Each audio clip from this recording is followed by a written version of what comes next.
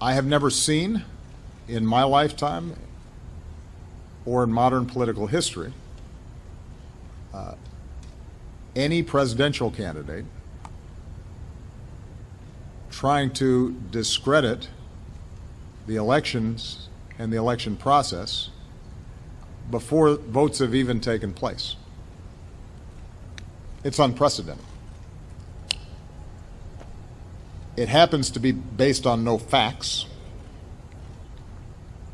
Every expert, regardless of political party, regardless of ideology, conservative or liberal, who has ever examined these issues in a serious way will tell you that instances of significant voter fraud are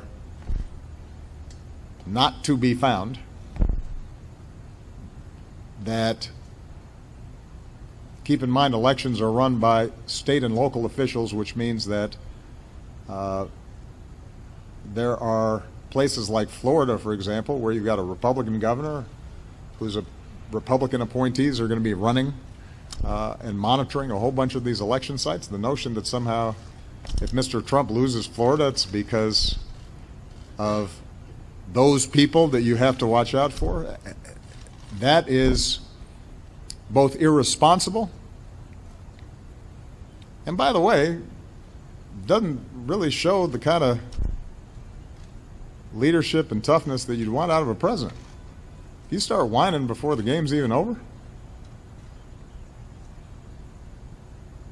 if whenever things are going badly for you and you lose, you start blaming somebody else, then you don't have what it takes to be in this job. Because there are a lot of times when things don't go our way or my way. That's okay. You fight through it. You work through it. You try to accomplish your goals.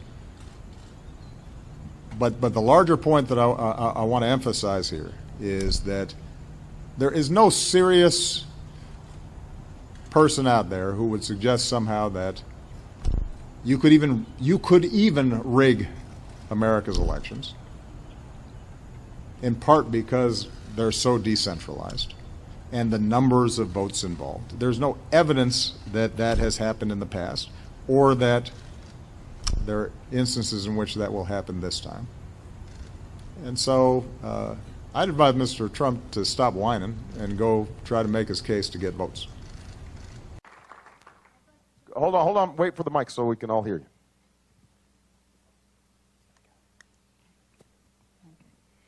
I would just like to know what you can say to reassure us that this election will not be rigged or stolen. Well, I tell you what, it helps in Ohio that we got Democrats in charge of the machines.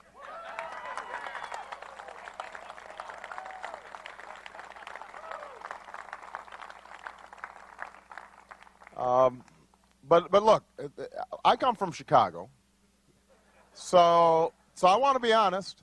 It's not as if it's just Republicans who have monkeyed around with elections in the past. Sometimes Democrats have too. You know, whenever people are in power, they have this tendency to try to, tilt things in their direction.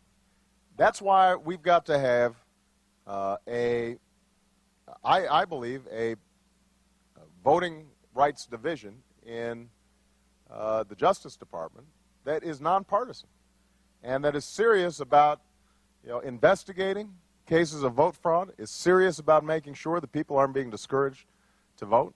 That's why the voting rights legislation that was passed a couple of years ago to help county clerks make sure that the machines were in place that were needed are important. That's why we need paper trails on these new electronic machines so that you actually have something that you can hang on to after you've punched that letter, make sure that it hasn't been hacked into. I mean, those are all part and process of making sure that our democracy works for everybody. And one of the great things about this election has been all the interest that's been taken in this election. I mean, when I spoke Thursday night, there were more viewers than watched the finals of American Idol. Now that's big. That's big. That's big.